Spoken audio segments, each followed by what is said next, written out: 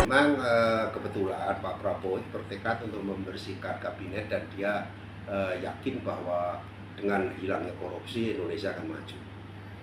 Tetapi setiap pemimpin itu pasti ada pengungkapan kasus korupsi.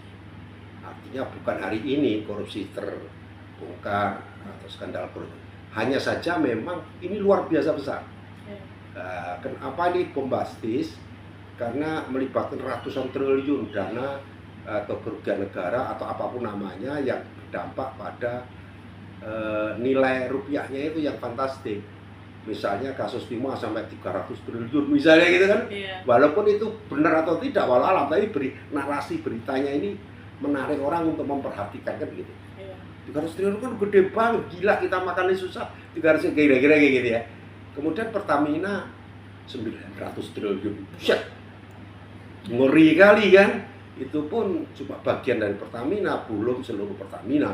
Nah ini yang kemudian membuat orang menjadi sangat antusias untuk melihat, ikut bicara, ikut ngerumpi, ngerasani apapun lah ya, menjadi pembicaraan publik bahwa sedemikian dahsyatnya korupsi di Indonesia. Kebetulan di awal pemerintahan Pak Prabowo itu semua terjadi. Tapi kalau kasus Timah sebenarnya kan enggak. Kasus Timah kan putusan di era Pak Prabowo, kasusnya kan di era Pak Jokowi. Oh iya. Pengungkapannya maksudnya, putusannya di era sekarang kan peradilan lama, proses peradilan itu lama, proses di kejaksaan juga lama. Tetapi kalau soal bersih-bersih BUMN, ini sebenarnya sejak masuknya Erick Thohir. Jadi Erick Thohir itu pada saat masuk, kebetulan Jaksa Agungnya baru, Kepala BPKP baru, Pak Atek, dan juga tiganya itu sangat anti korupsi. Pak Erick Thohir berpendapat bahwa kalau tidak dibersihkan, maka BUMN itu rugi terus. Dan faktanya banyak yang rugi. Kan memberantas korupsi sudah nggak bisa. Pak Ahok udah berhenti. Era terjadinya korupsi kan di era Pak Ahok. Pada waktu beliau menjadi komisaris utama, ngapain? Kalau memang mau bersikap, ya sebaiknya pada waktu itu, bukan sekarang. Sekarang mestinya beliau lebih bagus diam, lihat, mendukung, berdoa, membantu doa untuk terselesainya masalah ini. Tetapi komisaris utama itu tugasnya adalah melakukan pengawasan. Nah ini masih menjadi jurisdiksi daripada eranya Pak Ahok. Nah kalau kemudian Pak Ahok mengatakan akan memberantas, telat. Waktu jadi komut itu ngapain? Kalau mendukung oke. Ya, mendukung itu bagus. Tapi Pak, hal-hal yang kayak gini bakalan ngebuat orang-orang yang mungkin dulunya merasa aman-aman aja melakukan tindakan itu jadi lebih was-was, resah gitu. Pasti. Karena begini, setelah ini kan baru salah satu anak perusahaan saja. Anak perusahaan, jadi ini dilakukan oleh beberapa pejabat anak-anak perusahaan, bukan Pertamina Holding ya. Pertamina kan besar sekali ya. Itu ada ratusan anak-anak perusahaan. Nah ini pelakunya oknum ini kayaknya kerjasama untuk melakukan tindakan itu. Nah, tapi kan sudah ketangkep, nanti kita lihat aja hasilnya di pengadilan. Hukum mati nggak mudah. Di Cina kita nggak tahu hukum mati itu karena politik atau karena korupsi. Dia itu tertuduh korupsi, betul. Tapi apakah ada unsur politik? Ini yang kadang-kadang kita nggak tahu, taunya soal korupsi nggak juga. Korupsi di Cina tetap gede juga, sama aja dengan Indonesia. Di negara-negara lain sama aja. Hukuman kita itu ditentukan oleh hakim. Jadi hukuman 20 tahun lama loh. Memang sedikit 20 tahun. Orang yang belum pernah ke penjara, dukung 20 tahun kelihatannya sedikit. Loh 2 hari aja setengah mati kok. Sebulan setengah mati orang di dalam penjara mati. Iya, tapi banyak yang masih nggak puas dalam hal itu karena tidak akan ada pernah puasnya masyarakat. Memang penjara seperti apa? Kalau hanya tempat tidur boleh aja, kenapa tidak?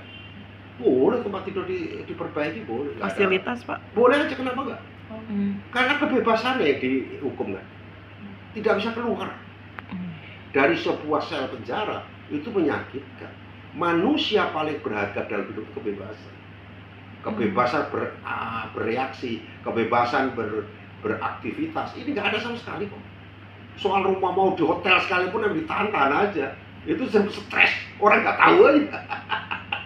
Di hotel bintang mewah sekalipun nggak boleh keluar selama 10 tahun, stres juga. Dia nguplek aja, makan tidur di situ ya. Ini karena orang nggak tahu. Jadi itulah yang kemudian karena ya sulit untuk semewah apa sih penjara.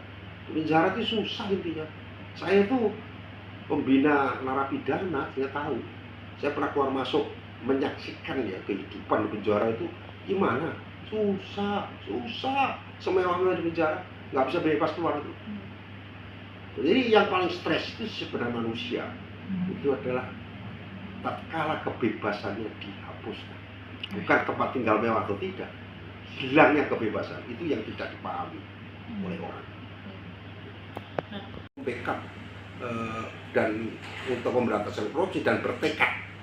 Pak Prabowo selalu berpidato dimanapun dia akan membersihkan aparaturnya, bukan hanya BUMN. Nah, Pak Erick Thohir menjalankan itu melalui bersih-bersih di lembaganya, yaitu di BUMN.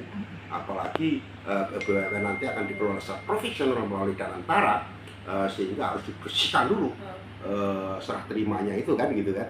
Nah itu dimulai. Ini Pertamina baru permulaan loh, belum semua loh.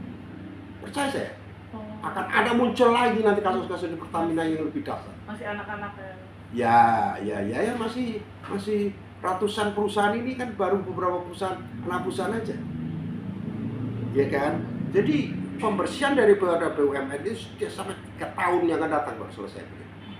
Untuk membersihkan kasus-kasus korupsi di BUMN mungkin mulai hari ini sampai tahun 3-4 tahun yang akan datang masih terus berkelanjutan. Oke.